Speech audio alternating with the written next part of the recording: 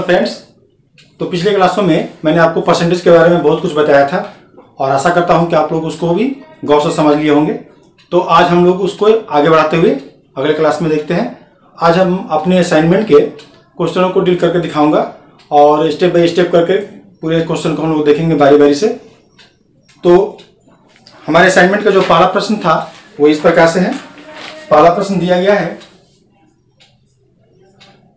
कि 25% का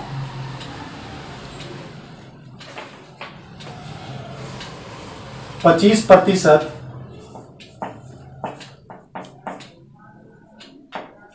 कितना होगा, ये प्रश्न था आपका पहला। तो इसको हम लोग सॉल्व करते हैं। इसमें आपको देखना बस यही है कि 25% का 25% निकालना है तो कितना हो जाएगा। तो 25% को हम लोग कैसे लिख सकते हैं, 25/100 का तो मतलब सबको को मालूम है गुना होता है, उसके बाद दिया गया 25%, इसका मतलब भी हो जाएगा 25/100। अगर हम लोग इसको सॉल्व कर दे तो 25 में 25 से गुना किया जाए तो 25 का स्क्वायर 625 और बटा में अगर 100 में 100 को गुना कर दिया जाए तो आपके हो जाते हैं 10,000। अब आप इसको आप परसेंट पॉइंट में भी लिख सकते हैं। अगर हम लोग देखें तो यहाँ पे 4 अंकों का अगर इसको भाग किया जाए 10,000 से तो 4 अंकों का पहले दशमलव आ जाएगा। तो इसका आंसर भी इस प्रकार भी हो जाएगा 0.0625 और इस प्रकार ये 4 अंक हो जा रहे हैं और 4 अंकों के पहले एक दशमलव लग जाएगा। तो इसका आंसर हो जाएगा 0.0625। ऐसे हम लोग दे सकते हैं या फिर इसको हम लोग बटा में भी दे सकते हैं कि 25% को हम लोग लिख सकते हैं 1/4 और का 1/4। इसका दूसरा प्रकार का जो प्रश्न का आंसर होगा वो ये हो जाएगा 1/16, क्योंकि 1 में 1 से गुना करने पे 1 ही आएगा और 4 में 4 से गुना करेंगे तो 16 हो जाएगा। और ये ऐसा हो पाया कि 25% का मतलब 1/4 ही होता है और इस 25% का वैल्यू भी 1/4 ही होगा और इन दोनों को अगर आपस में गुना कर देंगे तो ये भी आंसर आ सकता है। तो आपके जो एग्जाम में क्वेश्चन किए गए होंगे तो कुछ आंसर दिया गया होगा। अगर आपके ऑप्शन में ये दिया हुआ है तो ये भी इसका आंसर है, अगर आपके ऑप्शन में ये दिया गया है तो इसका आंसर ये भी हो सकता है। तो इसको ऐसे देखना था। दूसरा जो प्रश्न है वो इस प्रकार से है।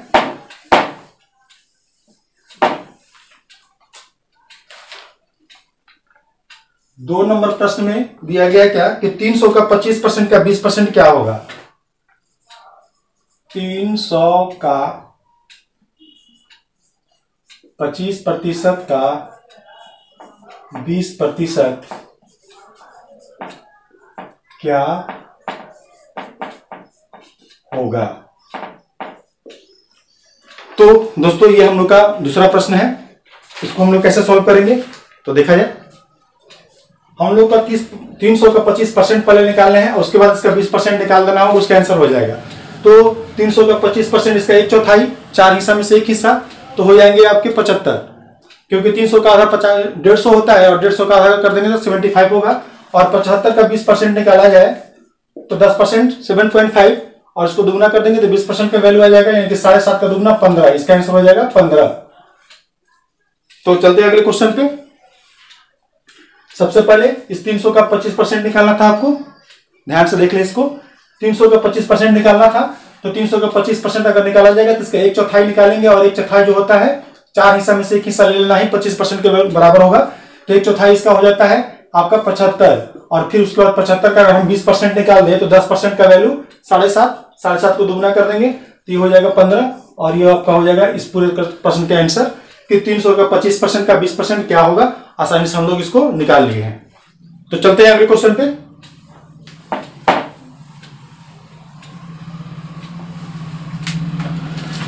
अगला जो प्रश्न है जो इस असाइनमेंट का 3 नंबर प्रश्न होगा और इसमें दिया जा रहा है कि कितने का 11.1/2% का वैल्यू 46 होगा। किस संख्या का 11.1/2% का जो वैल्यू हो बराबर 46 यानी कि 46। तो वो कौन सी संख्या है जिसका 11.5% का वैल्यू 46 यानी कि 46 आता है। तो देखा जाए कि क्या करना है। तो पहले हम लोग को कोई भी संख्या अपने आप में 100% होता है, अगर हम इस संख्या का 100% के वैल्यू तक पहुंच जाए तो ये संख्या भी ज्ञात हो जाएगा। तो जब उस संख्या का 11.5% का वैल्यू 46 है तो अगर हम लोग उसको फ्रैक्शन से बाहर करने के लिए पहले इसको हम लोग दुगना कर लेते हैं तो 11 का दुगना 22 और आधा मिलके 23% का जो वैल्यू होगा इस संख्या का दुगना हो जाएगा। इसको जब हम लोग दुगना करेंगे तो आपका हो जाएगा 92। अब हम लोग देखें तो इस संख्या से ये संख्या कटने वाला है और कटा के छोटा कर सकते हैं हम लोग। तो 23 से ये कितने टाइम्स में चले जाएंगे, तो यहाँ से हम लोग इसको 4 बार में काट सकते हैं, यानी कि इसका 1%, इस संख्या के 1% का वैल्यू 4 हो जाएगा। और 100% का जो वैल्यू की बात करें तो 100% का वैल्यू हो जाएंगे 400। वो संख्या कितना है, तो वो 400 है। इसका आंसर 400 हो जाएगा। तो अगला क्वेश्चन देखा जाए। अगला जो प्रश्न है उसमें दिया जा रहा है कि 30 केजी का 10% बराबर वाट का 40%। इस प्रश्न में थोड़ा सा बात को समझना यह था कि 30 किलो का तो पहले 10% का वैल्यू ज्ञात करना होगा। वो जितना आएगा वो किसी संख्या के 40% के बराबर होगा। तो आपको बताना है किस वाट की जगह पे क्या आएगा, आपको ये पता लगाना है। तो चलिए निकालते हैं हम लोग। तो सबसे पहले हम लोग इसको सॉल्व कर लेंगे। 30 किलो का 10% की बात करें तो 3 केजी आ जाएगा, और ये जो 3 केजी होगा किसी संख्या के 40% के बराबर है, किसी संख्या का 40% के बराबर है। तो संख्या क्या है ये पता लगाना है। तो किस संख्या का 40% के बराबर होगा, तो उस संख्या का हमको 100% का वैल्यू ज्ञात कर लेना है। तो यहाँ से हम तेजी से देख सकते हैं कि जिस प्रकार देखिए यहाँ पे हम लोग का डायरेक्ट रिलेशन चलेगा, क्योंकि एक संख्या इक्वल के पहले का है जबकि दूसरा इक्वल के बाद का है। तो जब दो संख्या हो, दोनों के बीच में इक्वल का साइन हो, और तो यहाँ पर डायरेक्ट रिलेशन चलेगा। तो जैसे ये बढ़ेगा तो इसको भी हम लोग बढ़ाएंगे। अब हम लोग देखते हैं किसमें किस रेशियो में वृद्धि हो रही है। तो ये हुआ है आपका 2 से 5, तो हम लोग इसको भी 2 से 5 कर देंगे। तो 2 यूनिट का वैल्यू 3 किलो, तो 1 यूनिट का वैल्यू 1.5 किलो, और 1.5 किलो को अगर 5 से गुना कर देंगे तो इसका वैल्यू आ जाएगा 7.5 केजी। यानी कि इस प्रश्न वाले जगह पे 7.5, इसका जो जगह पे 7.5 केजी इसका आंसर हो जाएगा। तो चलते हैं अगले क्वेश्चन पे।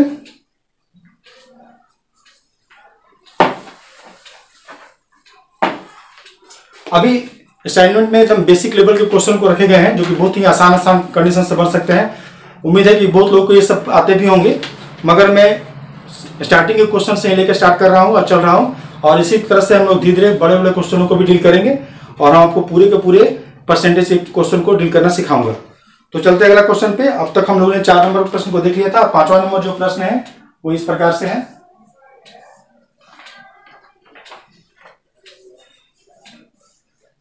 $2350 का 36% प्लस 1120 का 45% इक्वल है 3000 का कितने परसेंट का। ये सारे कैलकुलेशन नहीं आते हैं। अब हम लोग इसको भी सॉल्व करके देखेंगे। तो इसको कैसे सॉल्व किया जाएगा, पहले से यहां से हम स्टार्ट करते हुए चलेंगे। जो आपको टेक्निक बताया गया था परसेंट पे, इसलिए थोड़ा सा कमांड करना है। जो पिछले क्लासों में मैंने आपको परसेंट निकालने का, उसको कैसे मालूम करते हैं इसके बारे में हमने बताया था। उसको तो अगर जो लोग नहीं देख पाए होंगे उसको पिछले वाला वीडियोज में जाके देख लेंगे। हम उसी के तहत आगे काम करते चल रहे हैं। तो चलिए दिखाया जाए कि इसका 36% निकालना है। तो सबसे पहले हम लोग इसका 30% का वैल्यू निकाल लेते हैं, या हम लोग इसका आसान तरीके से 40% निकाल के और 4% घटा भी सकते हैं। तो 40% निकाला जाए तो इस संख्या का 10% का वैल्यू 235। अगर हम 235 को 4 गुना कर दे तो कैसे 4 गुना हो पाएगा, इसको देखा जाए। 235 को 4 गुना किया जाएगा तो पहले 200 को 4 गुना करेंगे तो 800, और 35 दूना 70, और 70 का दूना 140, यानी कि यहाँ पे हो जाएगा 140 और बढ़ जाएंगे। 140 जोड़ेंगे तो हो जाएगा आपका टोटल मिला के 940, और इस संख्या का ये 40% के बराबर आ गया, जो कि हमने 4% अधिक ले लिया है। तो 4% इसमें से हम लोग घटा लेंगे, माइनस कर लेंगे, तो हम लोग का 36% आ जाएगा। तो 4% इसका होगा कितना, जब इस संख्या का 40% का वैल्यू 940 है तो 4% का वैल्यू बस यहाँ पे दशमलव लगा देना है, और 94 हो जाएगा। इसमें से 94 को हम लोग हटा लेंगे, 846 इसका आंसर हो जाएगा 846। क्यों, हमने इसको 900 में से डायरेक्ट 100 घटा दिया तो 800 हो गया, और 40 था तो इस कितने को माइनस कर लेगा। तो देखिए जब ये इसमें से 94 की जगह पर हमने 100 घटा लिया, 100 घटाने के कारण ये 800 हमने मान लिया, और ये 40 बचा हुआ था। 40 और 100 में हम लोग को 6 कम ही घटाने थे, उसको और हम लोग जोड़ लिया तो 846 हो जाएंगे, क्योंकि इसका 40 और इसका बचा हुआ 6 मिला के 846, यानी कि 846 तो आ गया। इस संख्या का 36%, और इसके साथ ऐड करने हैं 1120 का 45%। इसका भी हम लोग 50% में से 5% घटा ले तो 50% इसका हो जाएगा 560।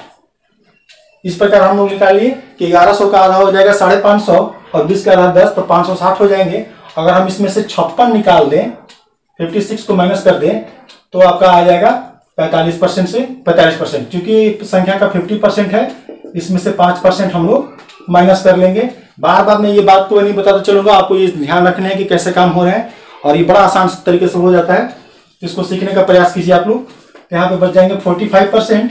अब हम लोग करते क्या है कि इसमें से इसको माइनस कर लेते हैं, तो 10 में से 6 जाएंगे तो 4 बचेंगे, और 5 में से 5 जाएगा 0 और ये बचेगा 5, यानी कि इस संख्या का 45% का वैल्यू 504। इन दोनों को आपस में जोड़ देना था।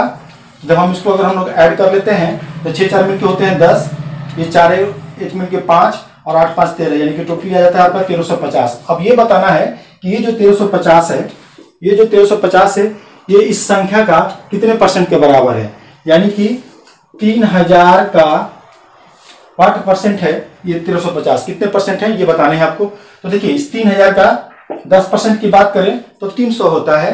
तो अब हम लोग को इसके नजदीक पहुंचना है कि 1350 के नजदीक कैसे पहुंचेंगे, तो 10% को हम लोग ने कर दिया 4 गुना, 3 चौके 12, यानी कि 40% की बात करें तो ये 1200 आ जाएंगे, और ये जो 1200 है इस 3000 का 40% के बराबर है। अब इसको क्या करते हैं कि और घटा लेते हैं, और कितने का काम करना बाकी रह गया, 150 का काम करना बाकी रह गया। जब इस पूरी संख्या का 10% का वैल्यू 300, तो इसका 5% का वैल्यू 150 हो जाएगा, यानी कि यहाँ पे 5% और आ जाएंगे, और इसका आंसर हो जाएगा 45%। यानी कि इस वाट की जगह पे, इसके जगह पे हम लोग 45% डाल सकते हैं, और ये प्रश्न सॉल्व हो चुका है। तो 3000 का 45% के वैल्यू के बराबर होगा इन सब का कंडीशन। तो ये पूरा का पूरा कैलकुलेशन था। अब आपको इसमें जितना फास्ट हो सके उतना फास्ट काम करना था। मैंने आपको एक टेक्निक बताया, तो मैं ये आपको समझाने के क्रम में इतना लंबा है, वैसे आप सॉल्व करेंगे तो बहुत तेजी से काम हो जाएंगे। तो अगले क्वेश्चन पे चला जाए।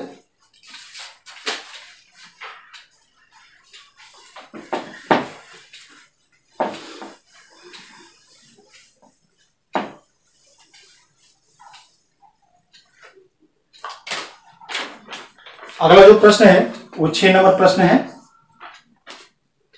6 नंबर में दिया गया है कि 3%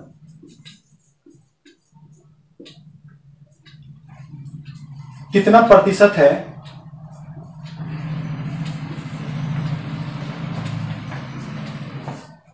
पांच प्रतिशत का। आपका सवाल यही है कि 3% कितना प्रतिशत है 5% का। तो इसको भी सॉल्व कर लेते हैं हम लोग। इसको सॉल्व करने के लिए बस ये देखना है कि जो 3% है वो कितना परसेंट है 5% का, यानी कि हमको पता लगाना है 3% के बारे में, और क्या पता लगाना है कि 5% का कितने परसेंट है। तो जिसमें पता लगाना होता है, यानी किसमें हमको पता लगाना है, इसको रखेंगे हम लोग नीचे 3%, और बटा में कितने के, किसके बारे में पता लगाना है, तो हमको इस 3% के बारे में पता लगाना है, और इसको रखेंगे हम लोग ऊपर। ये हमेशा ध्यान रहे, इसके अकॉर्डिंग और क्वेश्चन करा कर दिखा दूंगा। तो हमको पता लगाना था कि ये जो 3% है इस 5% के कितने परसेंट के बराबर है, तो 5% को रखेंगे नीचे, और 3% के बारे में पता लगाना है, इसको रखेंगे ऊपर और कटा देंगे। देखिए परसेंट का जो भी वैल्यू यहाँ पे होगा वही वैल्यू यहाँ पे हो जाएगा, परसेंट कट गया, बच गया आपका कितना 3/5, और 3/5 का जो वैल्यू होता है वो 60% होता है। ये सब को मालूम होना चाहिए। तो 1/5 का जो वैल्यू होता है 20%, तो 20 यही 60, यानी कि इसका आंसर हो जाएगा 60%। तो ये जो 3% है वो 5% का 60% के बराबर होगा। चलते हैं अगले क्वेश्चन पे।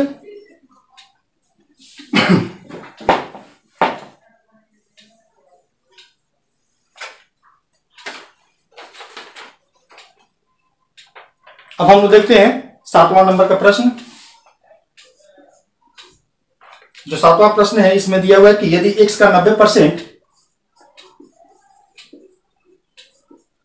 यदि x का 90% बराबर हो y का 30%, उसके बाद दिया हुआ तथा y बराबर है, y बराबर x का p%, तो p बराबर क्या होगा इसके बारे में बताना है। तो हम लोग इसको सॉल्व कर लेते हैं। देखिए ये प्रश्न जो है आपके आदर्श वर्ग की किताब में दिया हुआ है और उसी से मैंने अपने असाइनमेंट में डाला है। इसमें भी कुछ समझने वाली बातें थी, तो समझ गए। दिया हुआ है यहाँ पे कि अगर x का 90%, एक तरफ x रखेंगे और एक तरफ y को रख देंगे। अगर x का 90% निकाला जाए तो वो y के 30% के बराबर होगा। हमने यहाँ से इस बात को निकाला कि x का 90% बराबर है y के 30% के। तो x y के पहले वैल्यू क्या होंगे, इसमें क्या अनुपात होंगे, पहले ये पता लगा लेते हैं हम लोग। तो यहाँ पे देखा जाए तो हम लोग इसको ऐसा कर सकते हैं कि इसका 3% बराबर इसके 1% का। तो देखिए जब भी दो संख्या हो, दोनों के लास्ट में परसेंट लगा हो और बीच में इक्वल की साइन हो, तो जब इसको रेशियो में कन्वर्ट करना हो तो इसको हम लोग पलट देते हैं। यानी कि ये 1 आ जाएगा इधर और ये 3 चला जाएगा इधर। यानी कि ये जो 1 आया वो आपका x का वैल्यू है और ये जो 3 है ये y का वैल्यू है। इस प्रकार हम कह सकते हैं कि x से y 3 गुना है, या ये भी कह सकते हैं कि y से x 1/3 है। अब आगे दिया हुआ है क्या कि y का x कितने % के बराबर होगा, वही तो आपका आंसर होगा। तो हम लोग को पता लगाना है कि इस y का x कितने % के बराबर होगा। तो y का जो वैल्यू दिया गया था वो 3 है और पता लगाना है हम लोग को y के बारे में ही कि ये जो 3 है वो x के कितने % के बराबर है। तो x को रखेंगे नीचे, तो इसमें 1 का 3 कितना % हो जाएगा। इस प्रकार इसका आंसर हो जाएगा 300%। यानी कि इस p के जगह पे आपको 300% डालने होंगे, 300 डालने होंगे। इस प्रश्न का आंसर हो जाएगा 300%। तो अगले क्वेश्चन पे चलते हैं।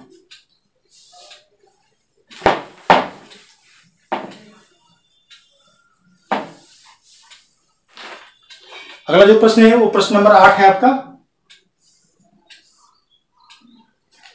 8 नंबर प्रश्न में दिया गया कि एक संख्या का 50% उसी संख्या के 35% से 39 अधिक है। मैं प्रश्न को लिख दे रहा हूं।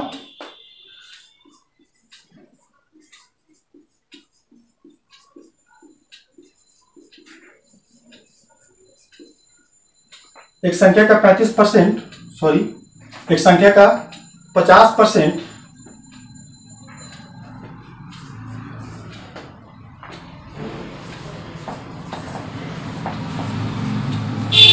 उसी संख्या के 35% से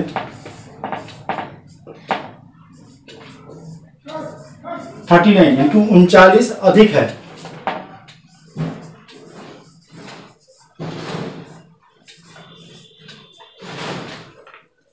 तो उस संख्या का 115% क्या होगा। तो उस संख्या का 15%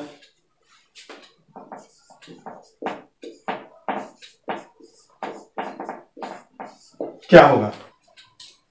तो यहां पे दिया हुआ है कि एक संख्या का 50% उसी संख्या के 35% से 39 यानी कि अधिक है। तो उस संख्या का 15% क्या होगा। तो एक संख्या का 2 बार परसेंट निकाले गए हैं, फर्स्ट टाइम 50% और सेकेंड टाइम 35%। अब इस निकालने के क्रम में होता क्या है कि जब हम लोग 35% निकालते तो जितना वैल्यू आता है इस वैल्यू से इसी संख्या के 35% से इसको 50% का जो वैल्यू होगा वो 39 अधिक होगा। तो आपको बताना है कि संख्या क्या। तो संख्या में देखा जाए कि इस दोनों संख्याओं में, इस दोनों परसेंटों में कितने का डिफरेंस है। तो यहाँ पे हम लोग देख रहे हैं क्या कि 15% का अंतर है। जबकि अगर यहाँ पे दोनों की वैल्यू की बात करें तो इसके वैल्यू से इसका वैल्यू 39 अधिक आ जा रहा है। और ये 39 अधिक इसलिए आया क्योंकि यहाँ पे इससे 15% ज्यादा लिया गया है। इस प्रकार हम लोग कह सकते हैं कि इस संख्या का 15% का जो वैल्यू होगा वो 39 होगा। और आपका आंसर आ गया। तो जो भी उस संख्या रहे उस संख्या का जो 15% की बात किया जाए तो 39 ही होगा। अगर आपसे ये पूछा जाता है कि उस संख्या का वैल्यू कितना है तो देखिए हम लोग इसको देख लेते हैं, समझ में आ जाएगा सब कुछ। हम उसको अगर 100% निकालने की बात करें तो इसको कैसे सॉल्व कर सकते हैं। तो अगर हम 15% की वैल्यू 39 बोल सकते हैं तो 5% का वैल्यू 13 भी बोल सकते हैं। उसके अनुसार 10% का वैल्यू 26 हो जाएगा। अगर हम 100% की बात करें तो 100% का वैल्यू 260 हो जाएगा। यानी कि वो संख्या कितना है 260। अब हम इसका 15% निकालेंगे तो देखिए 10% का वैल्यू 26, इस संख्या का ये 10% आ गया। 5% और निकालने हैं तो 26 का आधा 13 होता है और इनको हम लोग जोड़ देंगे तो ये आपका 15% के वैल्यू के बराबर हो जाएगा और ये हो जाएगा आपका 39। यानी कि आपको 100% निकालने की भी जरूरत नहीं थी क्योंकि आपसे प्रश्न में 15% पूछा गया था। हम लोग देख लेते हैं कि इसके डिफरेंस कितने के हैं। तो इसमें डिफरेंस 15% का है और इस डिफरेंस के कारण ही तो 39 इसका वैल्यू अधिक आया है। तो हम लोग कह सकते हैं कि संख्या का 15% का जो वैल्यू होगा वो 39 होगा। इस प्रकार इसका आंसर हम लोग दे सकते हैं। अगर हम लोग इसको सॉल्व करेंगे, इसको हम लोग चेक करना चाहें तो भी कर सकते हैं हम लोग। तो चेक करने के लिए देखा जाए, पहले हम इस संख्या का 50% निकालते हैं। तो 260 का आधा, इस संख्या का 50% जो होगा 260 का आधा होगा, यानी कि 130। ये आपका इस संख्या का 50% निकल जा रहा है। अब इसके अगर हम 35% निकालने की बात करें कि 35% क्या होगा, तो 10% की बात करें तो 26 को अगर 3 से गुना कर दें तो आपके हो जाते हैं 78, 78। ये जो 78 आ रहा है इस पूरे संख्या का 30% के बराबर है। और 26 का आधा होता है 13 इसमें और ऐड कर देंगे ये 5% के बराबर हो जाएगा और इक्वल मिला के हो जाएंगे 35%। ये सारे काम आप अपने मन में कर सकते हैं, मगर मैं आपको लिख लिख के समझा रहा हूं ताकि आपको आसानी से समझ में आए। तो 78 को 13 में अगर जोड़ दिया जाए तो होता है 8 3 11 और 7 1 8 1 9, 91। अगर हम इसमें दोनों का डिफरेंस की बात करें तो आपका 39 ही का अंतर आएगा, यानी कि 10 में से 1 जाएगा तो 9 होंगे और ये 12 में से 9 जाएगा तो 3 होगा, यानी कि आ जाएगा आपका 39। इस प्रकार हम देख सकते हैं कि मेरा प्रश्न बिल्कुल सही है। और चलते हैं अगले क्वेश्चन पे।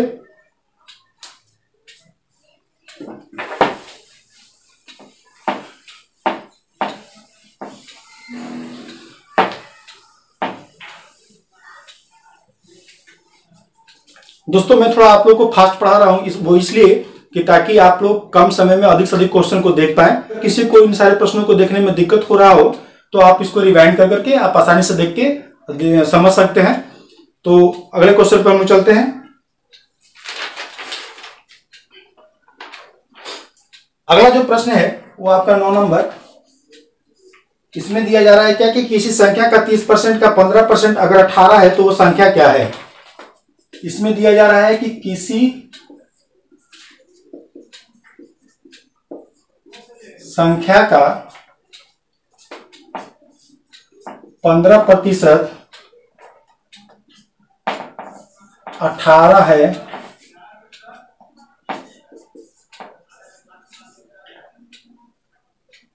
तो वो है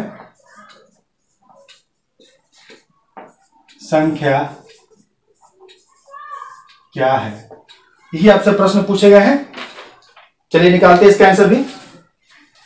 यदि किसी संख्या का 15% का वैल्यू 18 आता है तो संख्या क्या है, यानी कि किसी संख्या का 15% बराबर 18 तो 100% क्या होंगे। तो हम लोग डायरेक्ट 100% निकाल सकते हैं और इसमें रेशियो देख सकते हैं। अब अगर हम देखें तो 5 से ये भी कट जाएंगे और ये भी कटेगा, ये 3 बार में और ये 5 से 20 बार में। जब ये 3 से 20 हो रहा है तो यहाँ पे भी डायरेक्ट रिलेशन का सिस्टम फॉलो करेगा। इसको भी हम लोग 3 से 20 कर देंगे। जब 18 को 3 भागों में बांटेंगे तो 6 आ जाएगा। 6 को अगर 20 से गुना करेंगे तो 6 दूना 12 और 1 0 यानी 120, यानी कि इस प्रश्न का आंसर जो होगा वो 120 हो जाएगा, 120 हो जाएगा। तो चलते हैं अगले क्वेश्चन पे।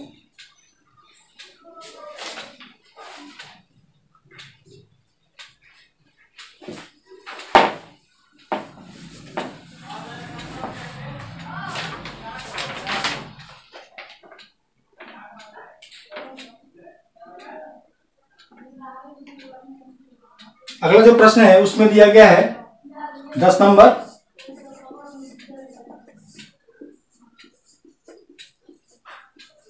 किसी संख्या के 2/9 के 3/7 का 1/3 अगर 16 यानी कि 16 हो तो 16 हो तो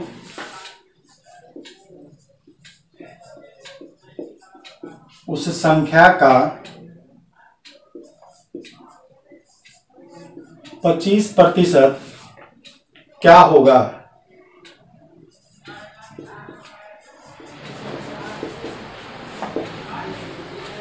यही आपका प्रश्न है। तो दोस्तों देखिए, इसका तो सिस्टम बहुत आसान तरीके से हम लोग काम कर सकते हैं। यहाँ पे कोई एक संख्या रहा होगा जो कि अपने आप में मान के चलते हैं हम लोग 1 है। उस संख्या का 2/9 निकाला जाता है, यानी कि इसको 9 हिस्सों में बांट कर 2 हिस्सा लिया गया। जो वैल्यू आया उस वैल्यू को फिर से 7 हिस्सों में बांटा गया और 3 हिस्सा लिया गया उसके बाद भी यहाँ पे कुछ वैल्यू आएगा और यहाँ पे जो वैल्यू आया उस वैल्यू को 3 हिस्से में बांट के एक हिस्सा लिया गया, तो अंततः लास्ट में ये 16 बच जाते हैं। तो आपको ये बताना है कि यहाँ पे जो संख्या रहा होगा उसका वैल्यू क्या था। तो हम लोग इसको बड़ा आसान तरीके से उल्टा कंडीशन में देख सकते हैं। इसके लिए कुछ कलम भी लगाने की जरूरत नहीं है, बहुत तेजी से हम लोग देख सकते हैं। यहाँ से उल्टा काम करते हुए चले, यहाँ पे जो दिया गया कि जो भी संख्या रहा है उसको 3 इक्वल हिस्सों में बांट के एक हिस्सा लिया गया, तो उसका वैल्यू 16 है। अगर हम तीनों हिस्सों को ले लें तो 16 या 48, यानी कि यहाँ पे जो संख्या रहा होगा उसका वैल्यू 48 रहा होगा। और इस 48 को 3 हिस्सा में बांट के एक हिस्सा लेंगे तो 16 आ जाएगा। और ये जो 48 आया था आपका 48 आया था, वहां पे किसी संख्या के 7 हिस्सा में से 3 हिस्सा का वैल्यू है। अगर 3 हिस्से का वैल्यू, इस 3 हिस्से का वैल्यू 48, तो एक हिस्से का वैल्यू यहाँ पे भी 16 रहा होगा। अगर हम 16 को 7 से गुना कर दे 112 112, और ये जो 112 आया होगा, यहाँ पे ध्यान रखना इस बात का कि ये जो 112 आया था आपका किसी संख्या के 9 हिस्सा में से 2 हिस्सा का वैल्यू है। जब 2 हिस्से का वैल्यू 112, तो एक हिस्से का वैल्यू हो जाएगा 56 56। जब एक हिस्से का वैल्यू 56, तो 9 हिस्सा अगर हम लोग ले लेंगे तो पूरे की पूरी वो संख्या निकल जाएगी।